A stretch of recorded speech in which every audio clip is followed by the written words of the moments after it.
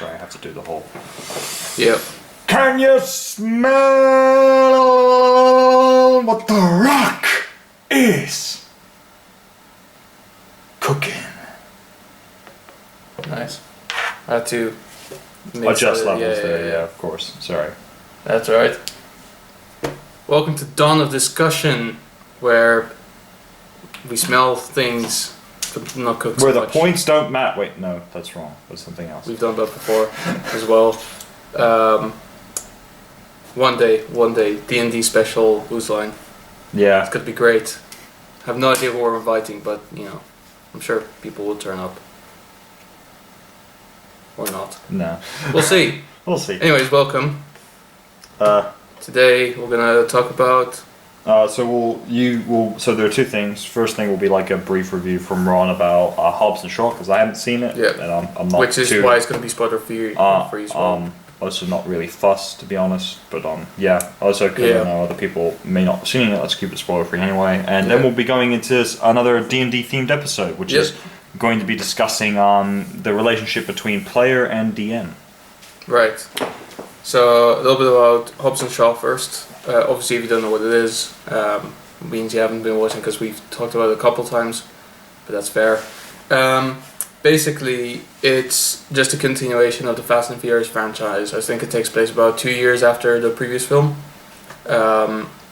And basically the story is it's Hobbs, it's Shaw, they're working on a thing together, they're being put together by the CIA.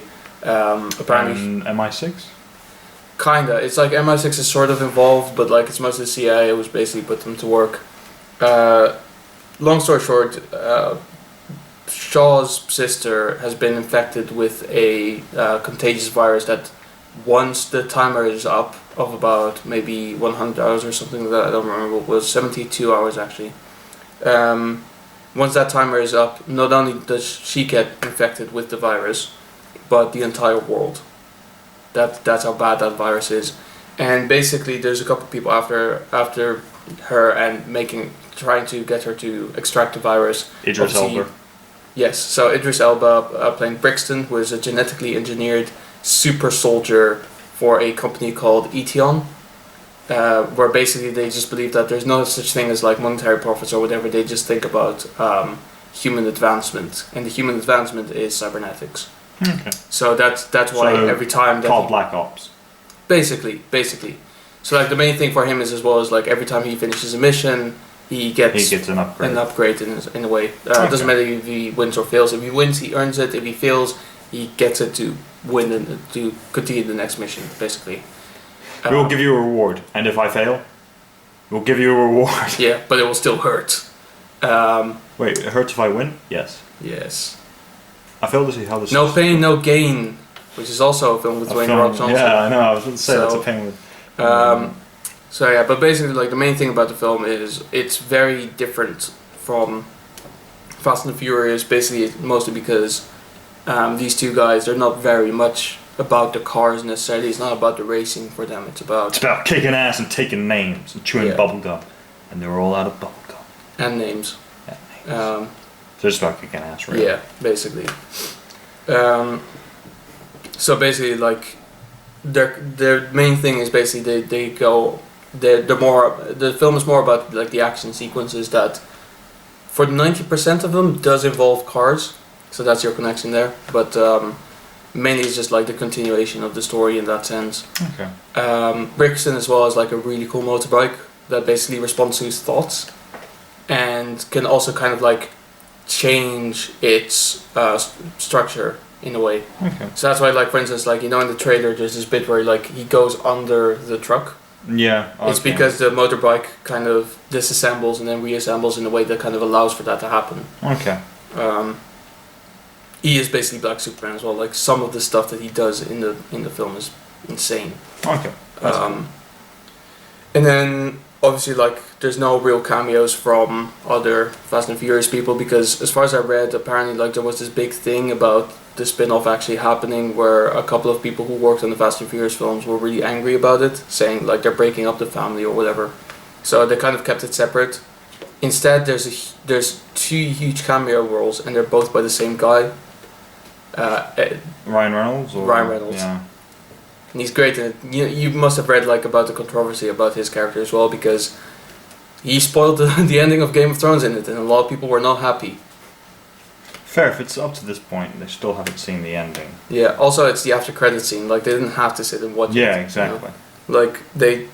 but anyway, like basically that was like a main joke that he had as well.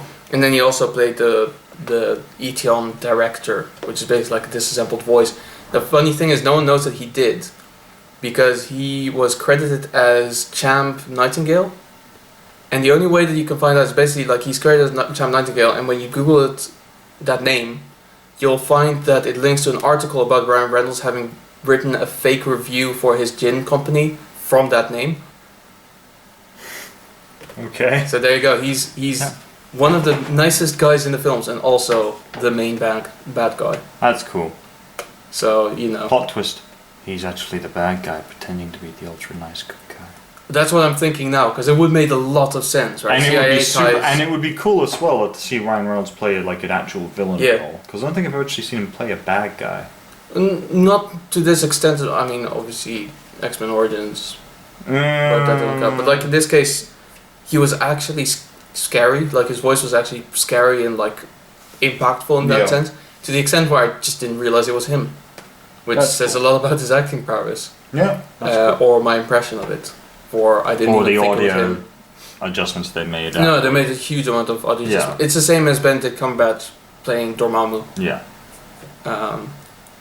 But you know, those are quite big highlights of the film, and for the majority of it as well. Like it's directed by the guy who did Deadpool 2 and John Wick. Yeah. So you know, there's big action set pieces. Yeah.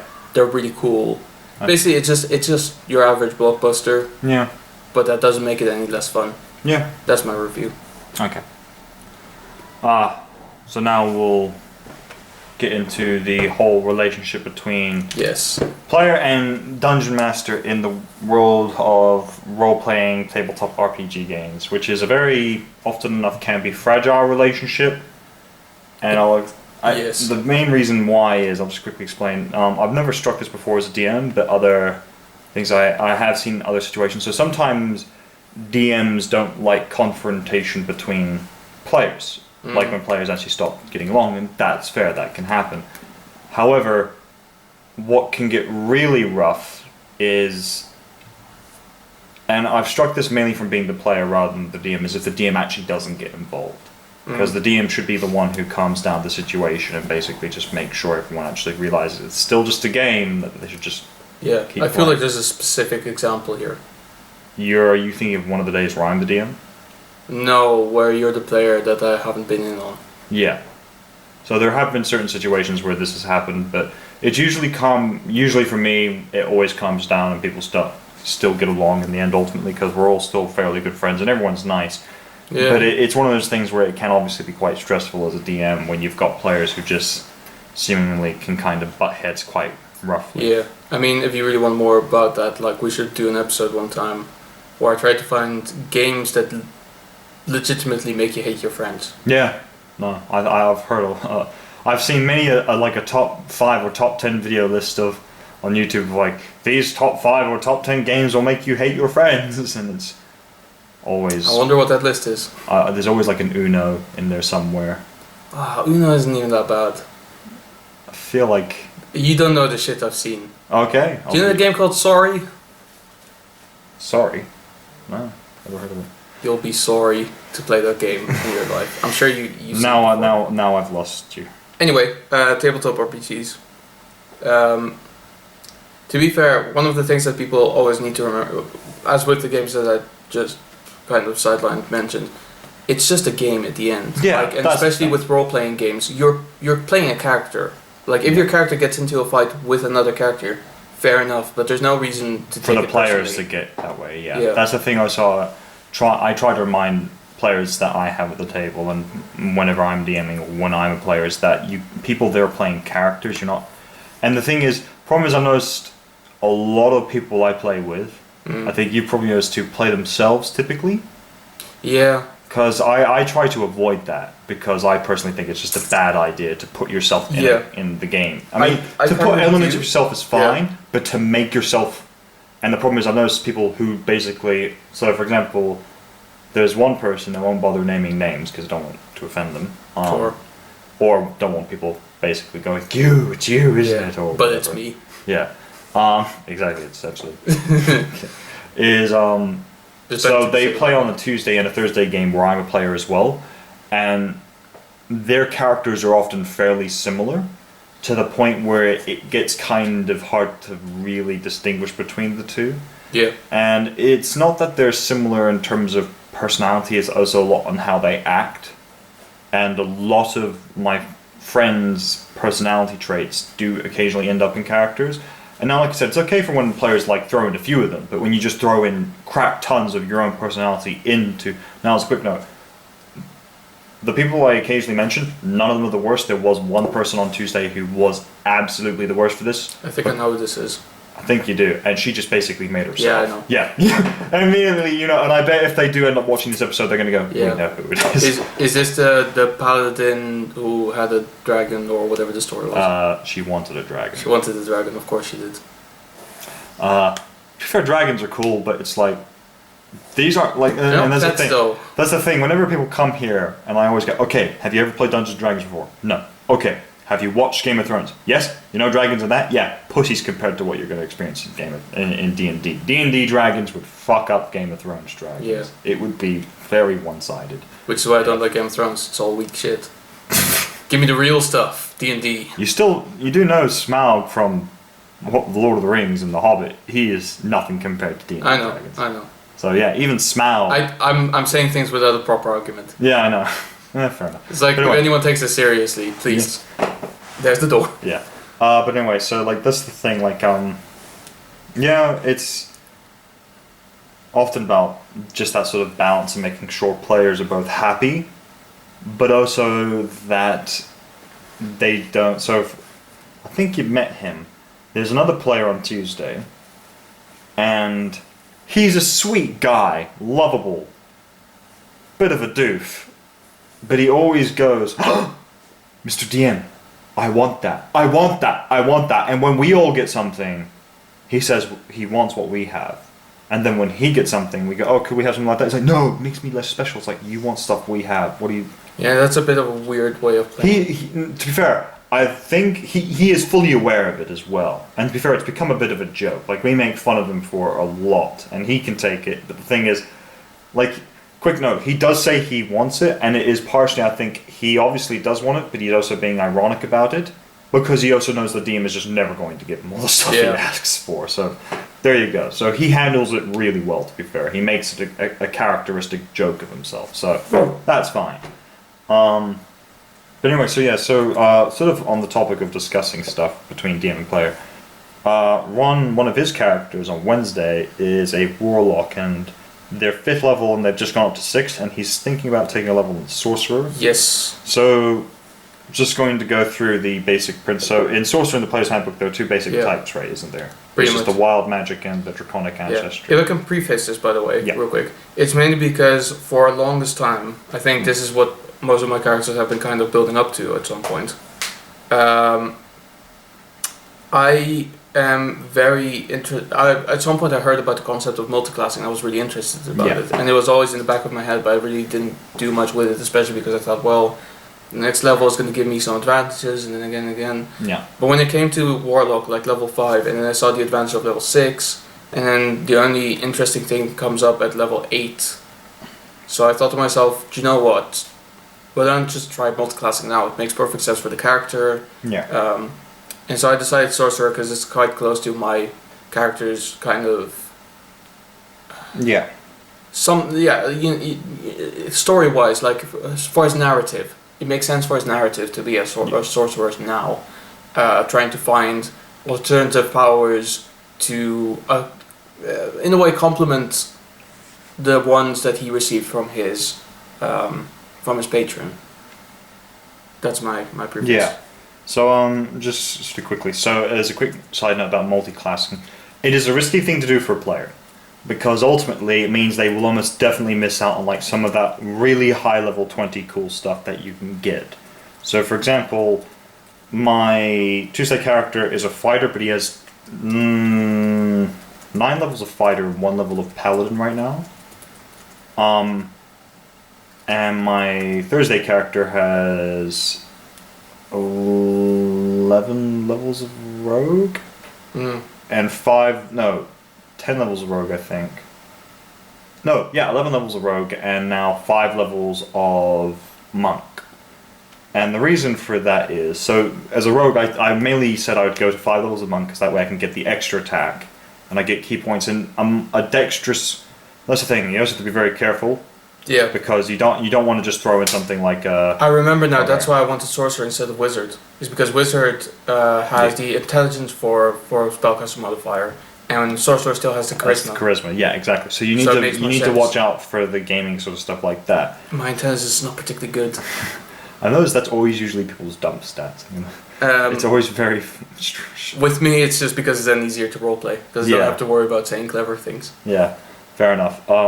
So, for example, on Thursday, my character has a +3 in intelligence, and I think she's actually the smartest character, and she's a rogue. She's not a wizard. The smartest character we have on Tuesday has +2 in intelligence and is a sorcerer. But her character doesn't actually think anything through. She just acts, which is fine, but it's one of those things where it's like, okay, so no one on Tuesday has any intelligence. Which then when you have stuff like Arcana checks and history checks, it becomes very, very awkward. Because it means succeeding in them is so bloody hard because you've got no one smart enough to do it. But anyway, and what was I saying about multiclass? Right, multiclassing is just something you have to be really careful of because, like I said, you're going to miss out on like some really cool high-level endgame stuff. So, for example, one of the riskiest ones to do it with is cleric, because the level 20 thing you get is basically there's a thing called divine intervention, which is one of the most powerful abilities in the game. Because basically, if it succeeds, it means your god, no matter what happens, helps you out in some way when you ask them to. It can only be used once a week, to be fair, but once it's used, it's a godsend. No pun intended. At level 20, you still have to roll for it, and basically the way is you roll a percentage dice, which is a D100 and a D10, and you have to roll below your level. And you only get this till level 10, which it's still already really hard. You've got like at most a 1 in 10 chance of getting it. And obviously it gets better and better as you level up. Once you get to level 20, it automatically succeeds. Right. So you can basically say, hey, my god help, and your god helps regardless. It still takes a week to recover back, but they help. So that's why it's sort of really important for things for you to remember what levels you're taking it. And the thing is, thinking about Warlock, because I played a Warlock at some point, Warlocks and Rangers are sort of the butt of the joke in terms of the players, because they've not got anything dramatically special. So you get an otherworldly ability. Yep. So you're a great old one. What does the great old one get? So he gets quite a few things. You learn to magically ward yourself against let me whip up the character builder real quick. Attack and to turn an enemy's failed strike into a good luck for yourself. When a creature makes an attack roll against you, you can use your reaction to impose disadvantage on the attack roll. Wait, what is this? Disadvantage on the roll. What is this Warlock? Yeah, the great old one. At level 6. Yeah. But I didn't find it particularly interesting. And then I think with Sorcerer as well, I think they had a similar thing. Yeah. So if the attack misses you, your attack roll against the creature has advantage. So literally Sorcerer first level. I think it says Wild Magic has this, but I'd be surprised if the Draconic Bloodline doesn't have this. So as a quick note, the thing is to know about what that was. No, it doesn't. With the disadvantage and advantage, then you have to, because the thing is, his Warlock is not an offensive styled one; it's a utility one, which means that would not really help you because you don't really attack that often in combat. No, exactly. So I usually run away and shout things. Yeah, exactly. I'm like the groupie at the back, just shouting, "Go away! We'll kill you! Quick, kill him!" So what? Then there's the sorcerer magic. No, actually, I'll just shout, "They'll kill you." Yeah. So let me just check. I'll look up the Draconic Bloodline in a sec. I'll look through Wild Magic. So, first level. Tides of Chaos. Oh, yeah. So, Tides of Chaos, basically, and there's a chart it's there. basically the same thing as 6th level Warlock with the thing in between. But basically, it's more home to whatever role you choose. Yeah. And as what I can recall, it's once. You can manipulate the force of chance and chaos to gain an advantage on an attack roll. Once you do so, you must finish a long rest before you can use this feature again. Yep, there you go. So basically, that's what it is. You just basically just roll. If you get something you don't like, you can re-roll. Yeah. But then you have something happens. So there's a chart here with a bunch of stuff, and basically he has to roll, or I think I roll actually the percentage dice, and then I basically tell him what happens. Quick note, often enough DMs will give itself a little more breathing room, so they'll roll, and then they'll basically look at that one and then the other ones near it and see if it's just something they really would like to pick instead. What in the Wild Magic search? Yeah. This. At least that's what the DM on Tuesday does, which is probably something I would think about doing, just because if you get the same thing twice in a row, I wouldn't pick that because it doesn't seem very chaotic then. Then there's the Draconic Bloodline, in which basically you have a Draconic ancestry. In other words, you're probably, a baby dragon. To be fair, I think mostly thinking about our cracker, Draconic Bloodline makes the most sense. I will say, the thing is, once again, so as the player for you, it's about picking what makes the most sense and also what's the most interesting. So Wild Magic could be a gift from your patron. Yeah. That's the thing. So it could be your patron giving you an extra ability and a level in something. And actually something a friend of mine gave me as an idea for people who play Warlocks, which I will probably actually start thinking about introducing at some point. I'll tell you in a sec. Of course you will. And actually also to Tammy, because she plays a Warlock. Oh, that would be interesting. Actually that would be very interesting with you, especially, so the Draconic Bloodline, if you pick that, I will say your story becomes a lot more complicated. I'm sure it does. Because you don't know who your father is. No, exactly.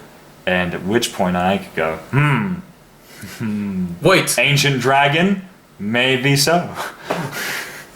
And ultimately... Just so you know, I'm looking at the list of obviously like the dragon colors. If it is, it's probably a red dragon. Yeah, it would probably be red. Which would be terrifying, because if at some point you owed your heritage to a form of a red dragon, depending on what form they are, if they're ancient, they may not be your father in any regard, but they would definitely be a relative of yours and would have a direct connection with you, and that becomes a little terrifying for a lot of people when you have massively powerful dragons like this. I'm pretty sure that if that happens, I might just end up killing everyone. Yeah. Whether it's on accident or not, and the best part is, to be seen. Depending on what I would decide with the dragon, ultimately that means they could be powerful enough to challenge your patron. And you would have two rival... That's fucking worrying. Unnaturally powerful beings fighting for control over you, essentially. That would be hilarious, because Zundin has always said, like, I could drop you like a brick, and it's got, yeah, we'll see. And then your father's just like, what were you saying, probably? What were you saying? You're talking about my son? You dare talk about my son? You want a piece of me? Just, please, if I do pick this one, can my dad please be Frank Costanza? I got a lot of problem with you people. You're gonna hear all about it. And what? There's other like. Frank wakes up next to an aluminum pole. The fuck is it? Oh, it's Festivus again, isn't it? Starting at 6th level, when you cast spells, deal damage. Okay.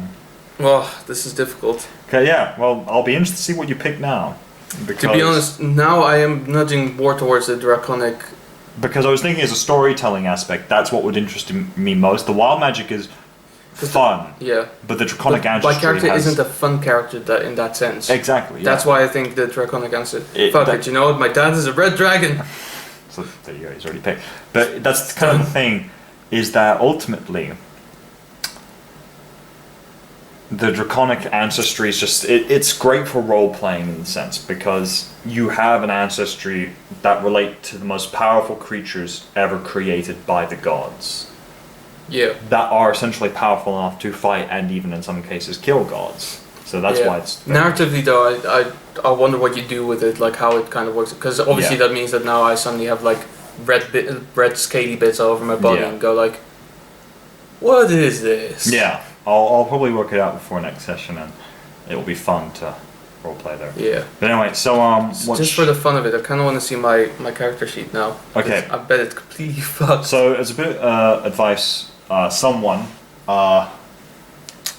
gave me a great idea for what to do with warlocks on occasion, because warlocks owe their powers to patrons, and their patrons basically give them abilities. And I would do like similar stuff. So what? Let me double check the warlock thing. But anyway, so one thing would be is so he suggested, at certain levels, your patron could pick the actual spells that you get. In other words, the DM picks. Oof. Which would be both fun in the role-playing sense, because ultimately your patron just picks them. You don't really get a say. But it's also the fact that will your patron pick what's best for you or what's best for him? Or her. Yeah. And that's the thing. So let me put this as well. At 5th level you got there and you didn't get anything. I'll need to get back to that at some point. Then 7th level they don't get anything. 9th level they don't get anything. 18th level. Actually no. Did you get the ring of the mind shielding? Okay, so I'll say that your patron gave you that at 5th level. Yeah, that's fair. Because the way I imagined it, it was from the cave that the Sapphire Dragon was in. Yeah. Because we did get magical items shortly after that, so I just imagined that was. But then again, the patron could have put it there. Yeah, exactly. So because he's that powerful. Yeah, exactly. So chances are he would have left that there for you. So the reason is, and just a quick note, this is not to overpower warlocks. This is basically at those levels you can make those basically like patron gifts. And basically what this means is the DM, depending on the patron that the player has, can pick certain gifts or boons to give to their warlocks, or certain events could happen within those times that lead to them getting special enhancements. Yes. And the reason why I think that's very interesting is because basically that shows that your patron's being more active than in other cases. True. Okay, so my natural AC apparently is now 16.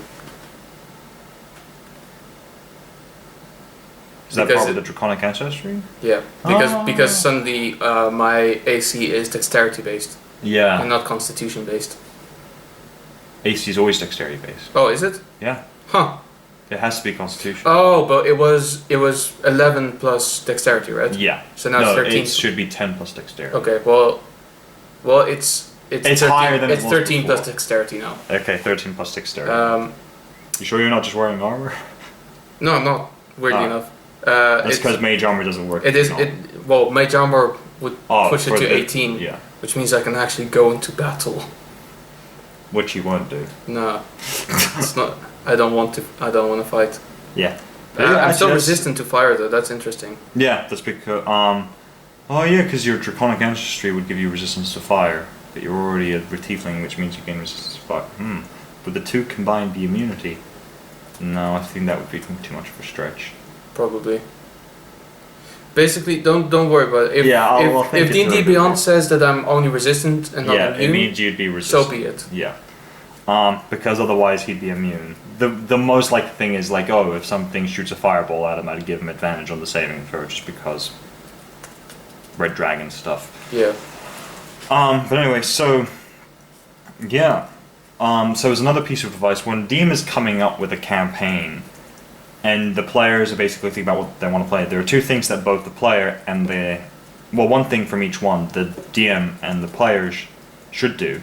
The DM should tell the players the setting. Yeah. And tell them what they're playing, because otherwise a player could go in completely blind and have really no idea how or what to pick. And the thing is, you don't want to end up being like a ranger in in a city-based campaign. Or actually maybe not a ranger. Rangers can be fine, because I do actually allow the a homebrew urban environment as one of their special environments of choice, because I feel like cities are basically part of nature. They're their own habitats, essentially. That's the way I view it. Yeah. Biomes. Druids are the ones that really suffer in cities, so you don't want someone to play a druid in a massive city because there's not really going to be that much nature around. Not particularly. And the other thing the player should do is clear up with the DM what they're going to play beforehand, because, and a big part of the reason is for this is, or alternatively, if they don't come up with anything beforehand, they should get the DM to help them actually make the character, because you don't want to start picking stuff the DM is not going to like you for. So the last thing you want is the DM being unhappy with you. Yeah. That's not speaking from experience as a player, that's just speaking somewhat of experience from the DM when people have said they do certain things and me just going, no, that's not good. That really fucking frustrates me. I'm sure there's an example here, but yeah, I'm sure there's plenty, but I'm just I'd rather not ask. Yeah.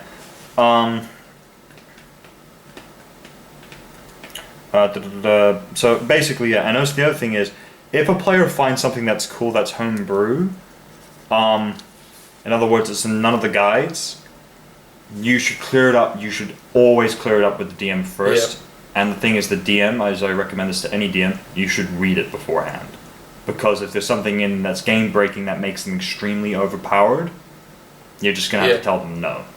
Actually, I do remember one slight mishap that we had recently with my character. So, my character on Wednesdays is predominantly evil. Yeah. Actually, when I say predominantly, I mean pure. Yeah. I think I know the situation. Yeah. Basically, what happened was I got into a messy situation. I don't remember exactly what. Oh yeah, it was the thing with the two gods. The two gods. The drow gods, I think it was. Where you tried lying to them. Yes. So basically, what went before that is basically there was a thing that happened which made me. Oh yes, I died. Yeah. And then when I came back to life, because my patron revived me, I tried to go into this weird like ruse thing, where basically I would tell people that I have changed and that I have converted and given up on my patron, but all of that would in fact be a lie. Yeah. So I thought God would just catch on that would obviously be a lie, but there was quite a lot going on, and it slipped his mind. When you have about 10 players at the table, it gets and at some point he thought it was actually genuine, so I didn't do any deception checks. And then at the end of a conversation with one of the drow gods, I asked, "You realize I totally just lied, right?" And he was like, "No, I didn't." Because I didn't disclose my plan beforehand. Yeah.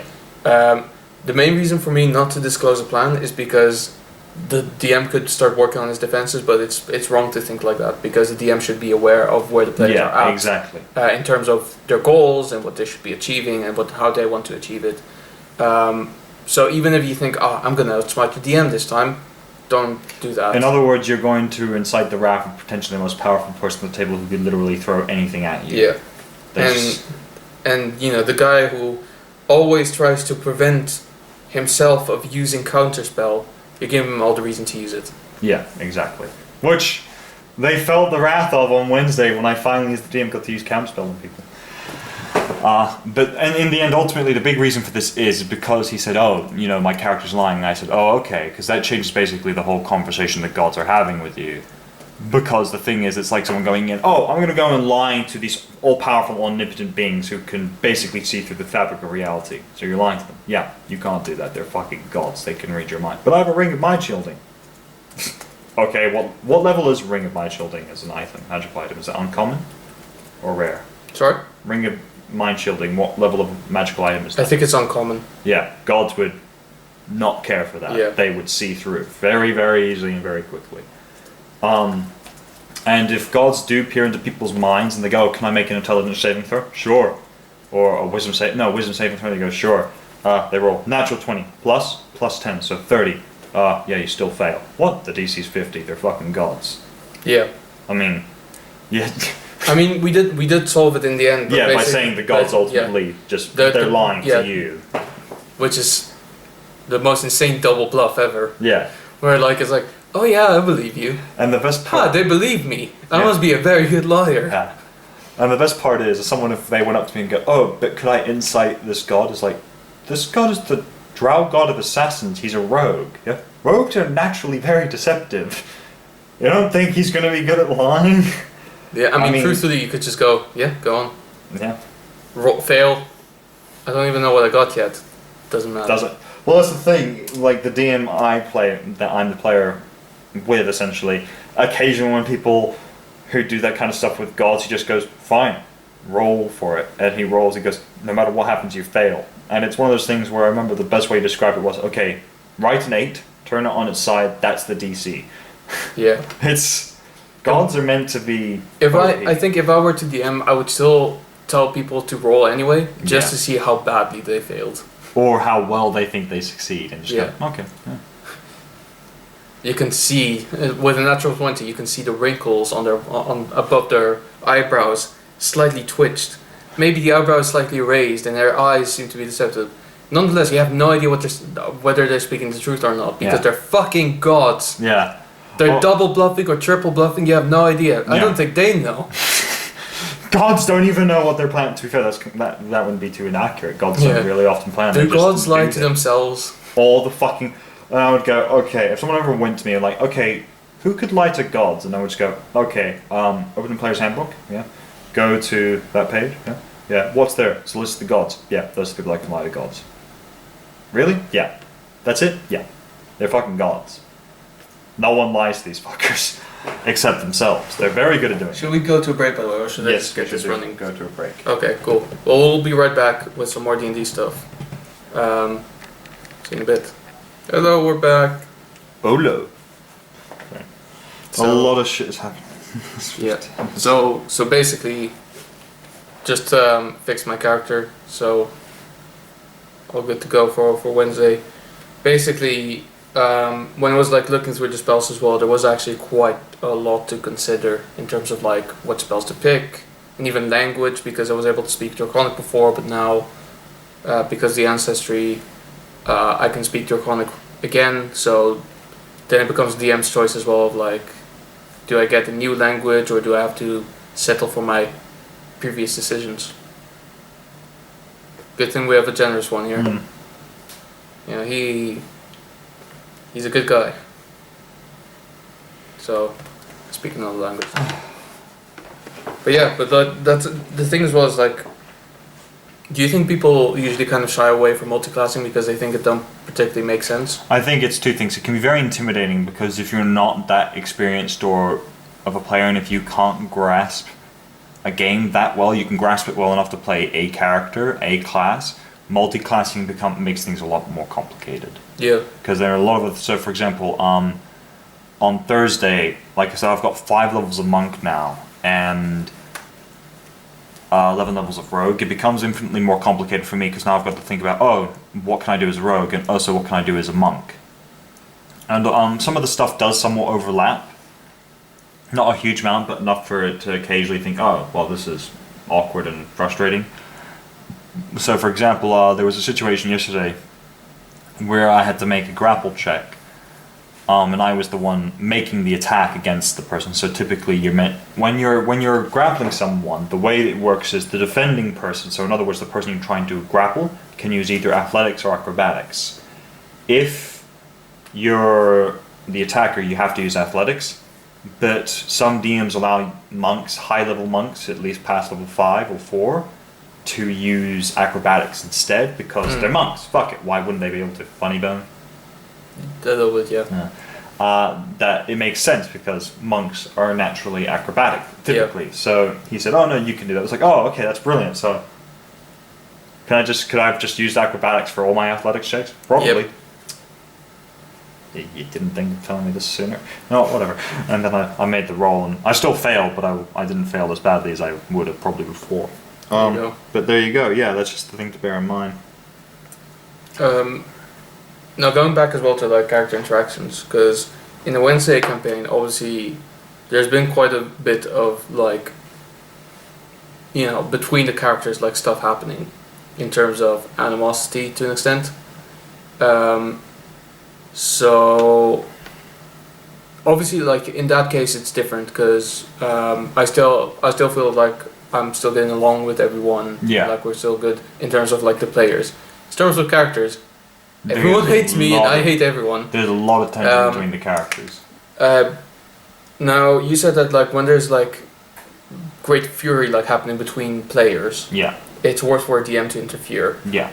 When it's clear that it's just the characters and not the players, do you just kind of let it happen? Yeah. Or do you just go, guys, we kind of have a story to go through here? It depends, because I think the thing is, I would typically, if it's in, like, if, so for example, depending on how certain things go, if it were in the middle of actual initiative when you guys are fighting, let's say, I'll just throw a beholder, I would probably go, guys, fighting right now between yourselves is probably not a good idea, because this thing can kill you if you don't work together.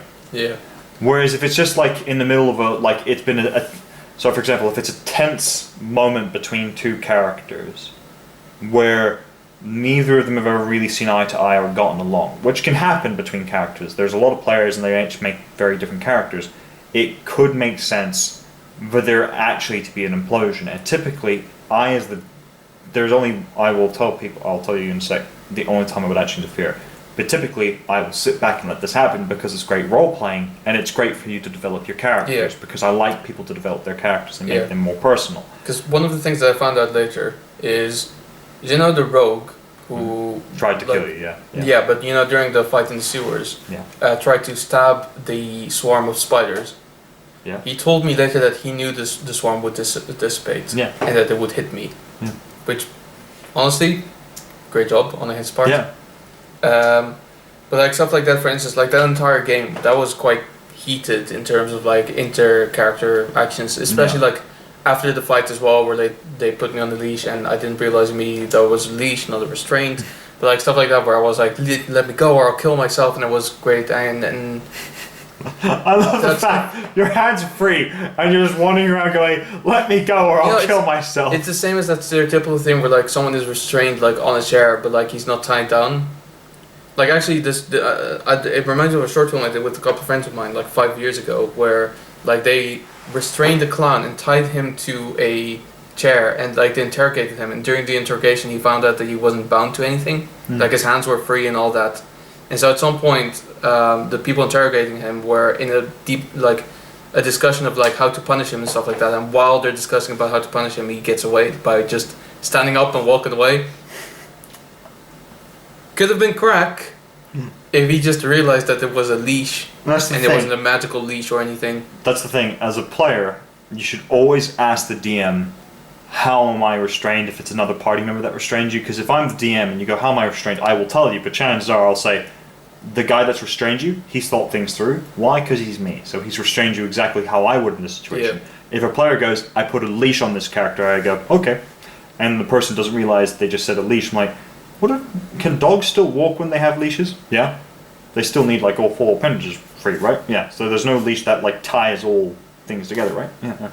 Yeah. So it's just around your neck. That's the thing. It's like, I'm not going to tell you as the DM, because I'm like, you should know what a leash is. You should know. You know what? At this point, I kind of want to play it off as Crack just trying to be dramatic to create the diversion. Yeah. That's what I assumed you were doing. I was like... No! I legitimately didn't realize. But no, well, actually, that's what I assumed you were doing at first. And then afterwards, like, I don't think he knows. The reason is because they were...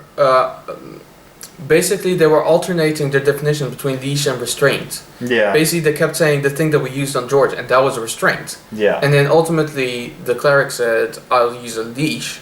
And I assumed it was the same thing as the restraint, like he meant the restraint or something. Yeah, because I would. But he said leash. Yeah, exactly. Because I would ultimately say, because one of them said, That's why the cleric said a leash. So I was like, okay, I'll say that George had a leash that could fit around a human neck as well. If he clarified, I'll use the restraint we had for George, I would go, that won't fit. Why? Because he's a 6 foot tall tiefling versus a 3 foot tall goblin. It's not going to fucking fit on him. Also, should have realized then as well that we actually did give George a leash initially, but it didn't stop his hands, and they only realized that after he tried to that's the thing. ignite George a dynamite, so he did get a restraint afterwards. Yeah, George had the full restraint, in which I would also remind people, also, do you really want to use the restraints on George? Why? Well, for George on him? Why? Because as I remember, George was kind of like this, and then he just did this. And then put his hand back, and the restraint, like, it looked like it had no effect on him. Yeah. I should have done that, literally just go. Yeah.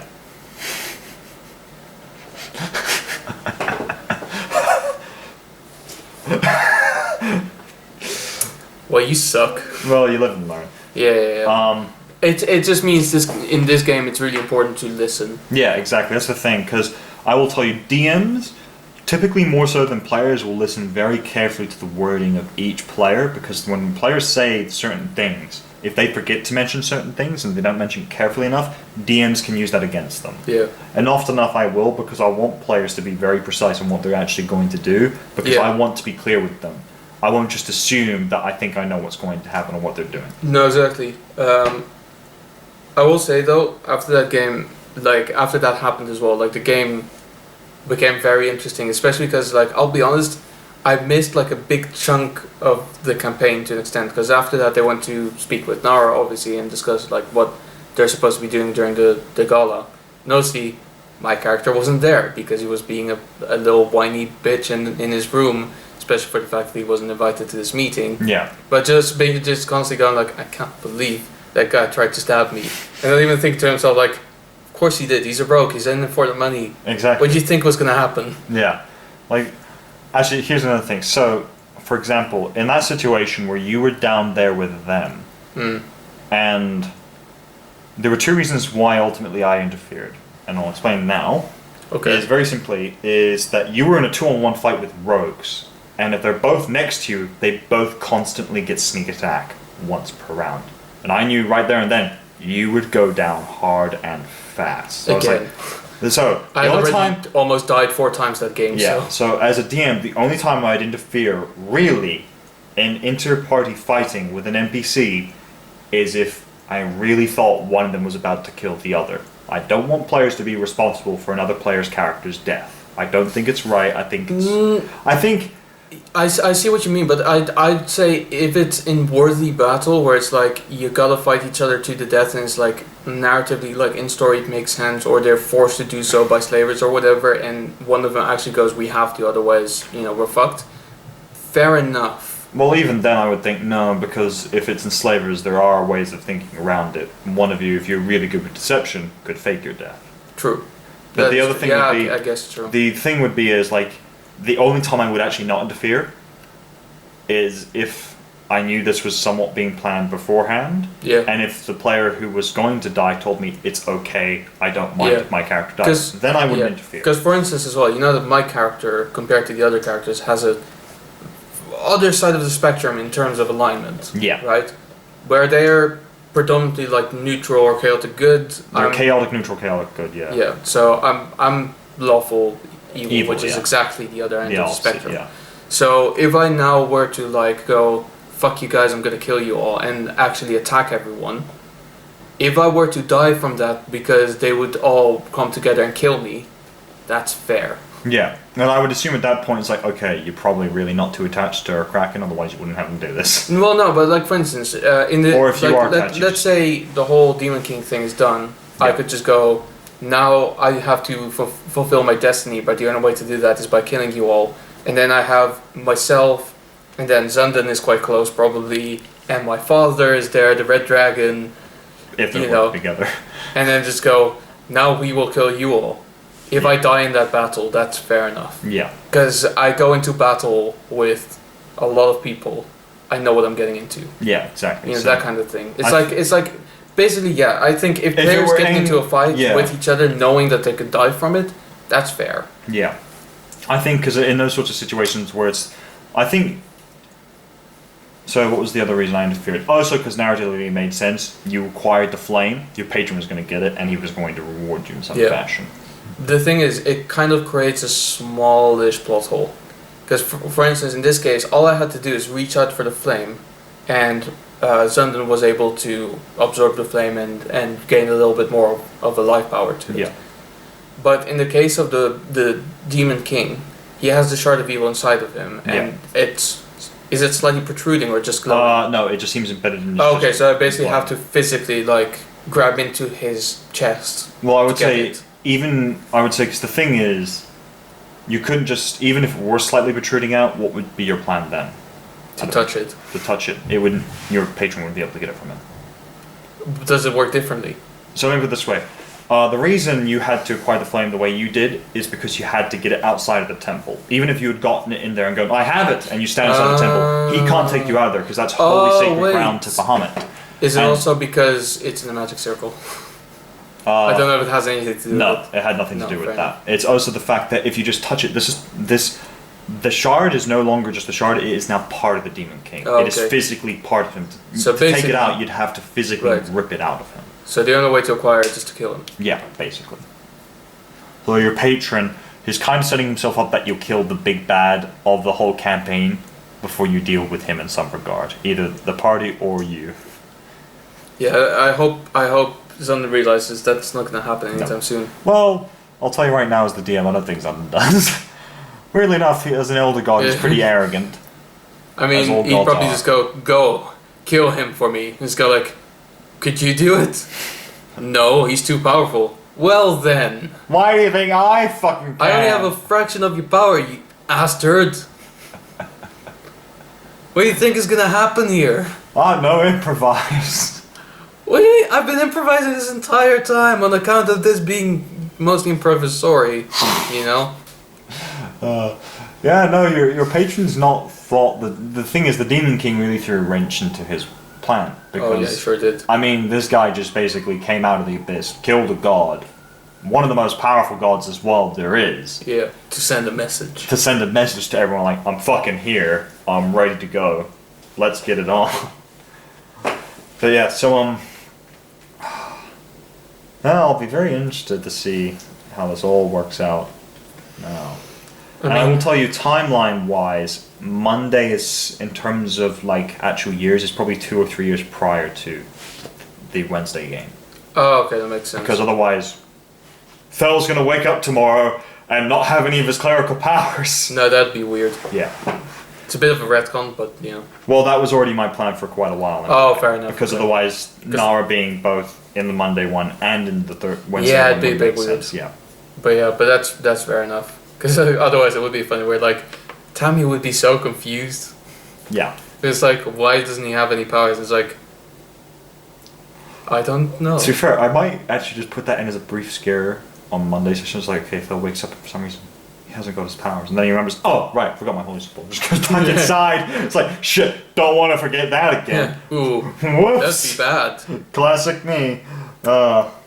Man.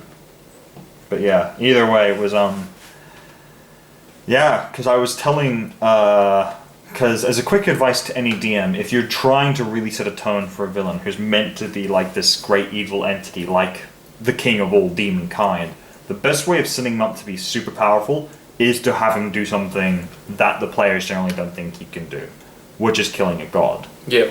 And it was, and the thing is, I'll be very interested to see how you guys react to the late, because like you saw the brief ramifications. You saw Corlin's temple, by the way, the god that died was Corlin. Yeah. His statue collapsed. I'm going to tell you right now, if you go there tomorrow morning, the temple will have burnt down. And they'll tell you that no one did it just did it on its own. Because if there's no god there, the holy sacred ground it stops functioning as it is and breaks apart. That's pretty heavy. And yeah, and I'll tell you right now, if you go to any elven cities, they're going to... You know how in the third Lord of the Rings movie, when you see Rivendell, it's when you first see Rivendell, the first one is this bright, glowing sort of thing, and the second one is, and the third one sort of grey and grim. That's what they're all going to be like now. Grey, grim, depressed. The elves... And I'll tell you right now, with the father of elves dead, the elves are slowly dying now as a race. Which means that the elves in our party do as well. Yeah. So there's a time... Although, the majority of them are half elves, it still counts. Still counts. Basically, their life. So, arguably, one of our strongest fighters is going to die soon. Yeah. So, as a quick note. And by soon, I mean in like 50 sessions. Yeah. So, the way I'll say is typically. So, basically, the way I say is elves aren't dying, though just their lifespans are dramatically lessened. So, elves can live for about maybe 700 to 1,000 years. That's probably now about 300, 400 years. So, just below it. Oh, boo fucking ooh. Just below. Dwarves live for 450 years, so now dwarves live longer than elves, and it's going to be creepy for elves and dwarves.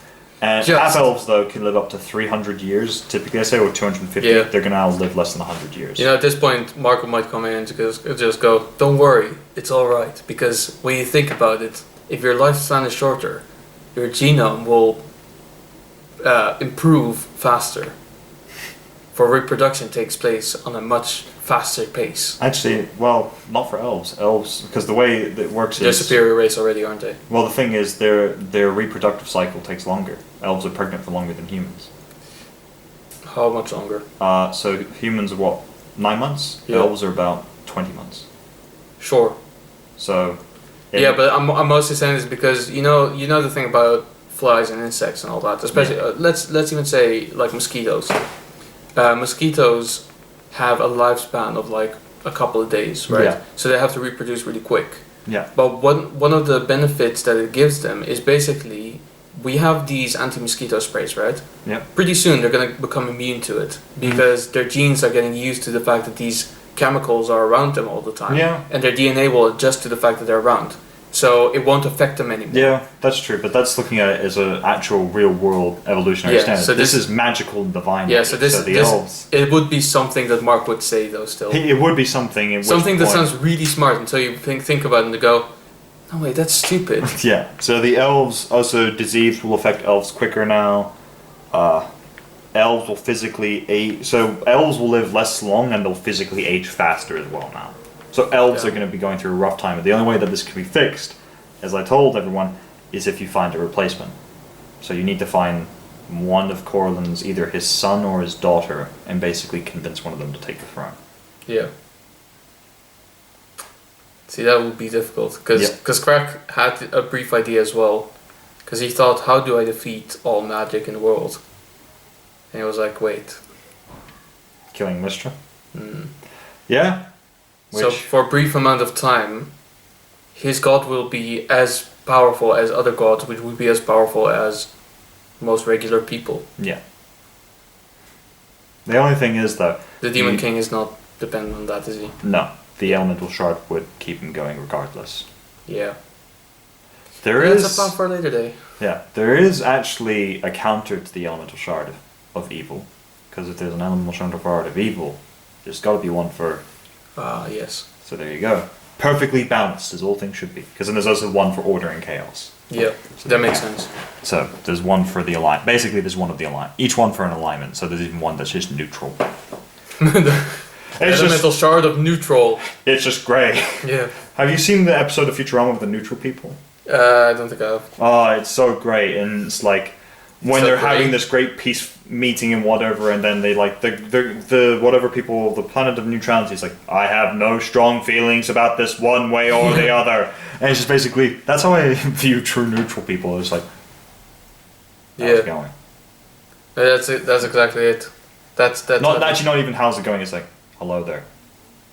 I hope you are having a regular day. Yeah. That's another joke that I had with a couple of friends of mine in a short film where basically it's a sequel to the one that I mentioned previously where basically they erect their own state, independent state, and so they discuss all kinds of like even though there's like 7 people in that state, they still discuss like all kinds of like political systems that need to be in place. And so one of the things at some point, one of the points that's brought up is should media and journalism be positioned neutrally? And most people basically replied with, I don't really have any strong opinions about that. I'm not too sure. I don't know. I don't particularly care. Stuff like that. And they were like, let's just leave this for what it is. Then again, that is right after they said how many, how do you call it? Like basically in the Netherlands for the longest time, I think still is like most shops are closed on Sundays. And so there's particular Sundays where those shops are open. I don't know how you call that. Like a buying Sunday or whatever. Yeah. So at some point it was brought up in that section as well, saying how many should we have in a month? And then someone says on Tuesdays. No, on Thursdays. And then someone else goes, those aren't numbers. And then someone goes, okay, so what do you think, smartass? And he goes, 21. And so the verdict is 21 buying Sundays in a month on Tuesdays and Thursdays. It's not particularly clever written. It's not even written. It's all improvised. This is what D&D could be. Nah. One day I want to play in a party of D&D where we just erect a state of our own and have to like think of political systems and like economical systems. Yeah. and see how people fare with thinking about these things. It might be very insightful for people who have a politically strong opinion. Yeah. Because one thing I've noticed as well, typically with a lot of players is on Tuesday, Thursday, and even now on Wednesdays, is that a lot of people typically don't care about the emotional investment of a lot of the other party members. Yeah. Which I think can be very concerning. Especially if you're a good character. Yeah, and especially when the thing is, it's pretty much on both Tuesdays and Thursdays. So my Tuesday character doesn't really, but to be fair, he's a fucking dwarven fighter, so he doesn't really give a shit.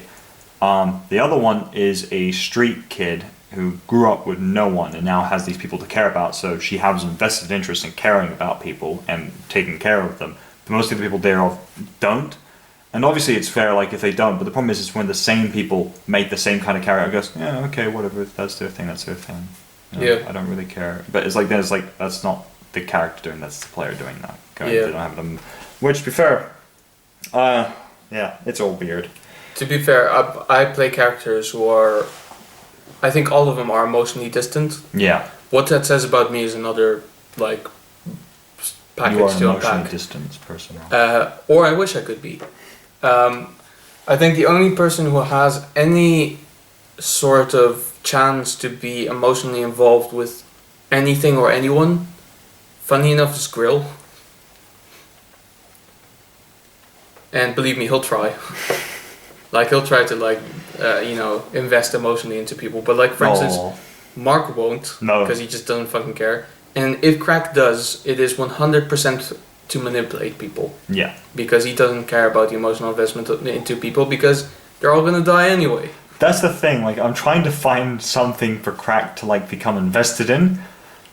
And it's fucking hard, like, that's the thing. But that's the thing, it's impossible to find, because, like, for instance as well, like, you know, the girl that was there on Wednesday was trying to convince me to be more interested into ruling a dimensional plane with an army of undead, and I was like, I just don't particularly care about that. Yeah. Because I don't care about, but because if I were, basically, considering my backstory, wanting to rule a plane or something would be kind of hypocritical, because Crack knows that all planes will be consumed by his patron. Not necessarily. Even if you think away that, taking control of any body that you could control incites the spark of an eventual rebellion. So, like, if I were to take control of a country or a world or a plane for that matter, at some point someone will go, this guy's a tyrant, I don't want to be here anymore. And a lot of people are going to say, that is true. And they're going to overthrow me eventually, or one of my successors. Yeah. That's how it's always going to go. The only way to stop the cycle is to destroy them.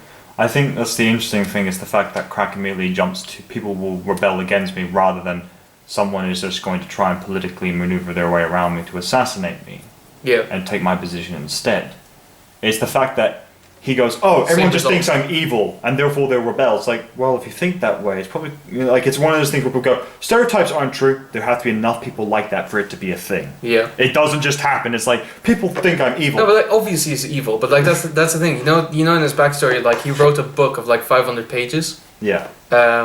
Which, what did I call it again? I think it was, like, psychological analysis of moral heroism in simple cultures. Yeah.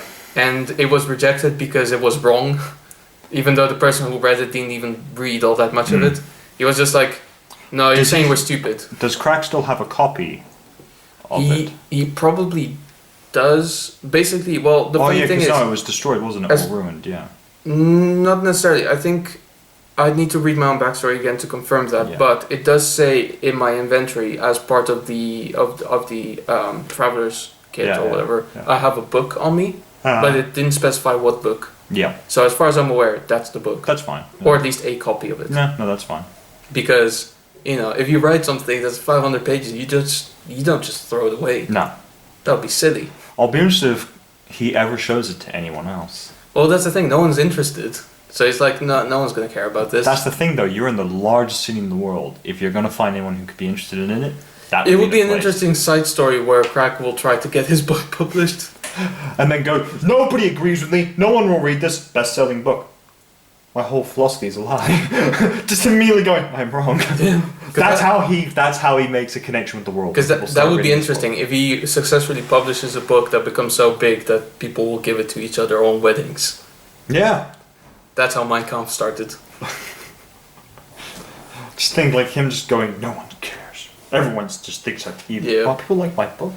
To be honest, I didn't realize up until now how insecure Crack is. Yeah. He is really insecure. Yeah, I know. But to be fair, considering his backstory, that's what's going to happen. The thing is, it's interesting that there are two members of the party that grew up in orphanages, and so did Nara. Yeah. No, I think that's really interesting. To be fair... Actually, no. Crack was evicted out of his orphanage at the age of 12 or so. The thing is, the Rogue didn't grow up on an orphanage, he grew up on the streets. And Nara lived on the streets for a long time and then finished the rest of her time in an orphanage. And she left when she was 16, because they don't keep kids past 16. Oh, there you go. Room. I was evicted 4 years before I was ripe to go. Yeah. Crack's a sad boy. As well, like, I imagine the way it went as well for him is that he was mostly, like, out in the forest, because he kind of was just... Do I have survival though? Yeah, I was about to say, be very careful with what you say, because otherwise I'll say, okay, so Crack isn't actually technically alive. I don't have survival. Okay, so basically, like, mostly, like... A small town, I would suggest, would be... Yeah, small towns, because basically the whole idea was he basically went out to do, like, small jobs to kind of keep him alive and keep him off of... unemployment and stuff like that, but everywhere he went he was like, these people suck, I don't want to be here anymore. So he travelled like a large part away from Rottingdam Hill. A tragic character. To be fair, a lot of the elements in his life I took from the main hero killer in the second season of One Punch Man, because there's a genuinely interesting character, but then gets defeated in one punch, like every third episode, and then forgets the face of the person who does that. That's the thing, like that character. I mean, I know you don't watch it. One Punch Man. Yeah, no. Basically, there's a character in the second season who calls himself he's a self-described monster because he kills heroes for fun. Oh yeah. And basically, the main thing is because he grew up like in a world where people kind of mainly like supported the heroes because they thought they were all cool and stuff, and he was like, actually a hero can only be really interesting if he has an interesting enough villain. So he was bullied for it, and then at some point he fought back, and the teacher said, you don't do that, you're just playing and now you've actually hurt him, even though he was worse hurt. So he was basically not allowed to talk to anyone and stuff like that. Okay. But yeah, that's basically where that part came from. It's a good series, it's just that the second season can be a little bit disappointing at times. Because he's not in it as much. One Punch Man isn't. Like, it's his show and he's barely in it. Like, he's in there for maybe 5 minutes per episode at some point. No, 2 minutes. The one thing I remember seeing from One Punch Man is basically him when he's watering his plants and he's trying to deal with a fly. Yes, I've seen that, great. and I just thought that was brilliant because I just thought that's actual thing. But that basically describes his character so well as well, because he basically, all he ever does in his daily life is basically, he waters the plants, he cooks a bit, he goes shopping, stuff like that, and then someone shows up and he's like, I'm gonna take over this place, I'm gonna kill everyone, and he just punches them, and he goes, another day, no challenge, and just goes home.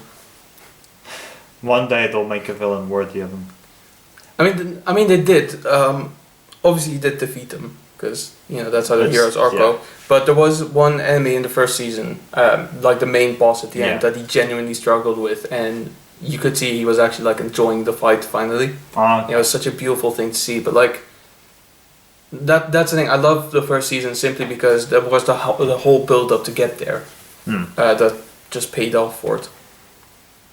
It's honestly a really good show, and it doesn't make me feel in any way that like.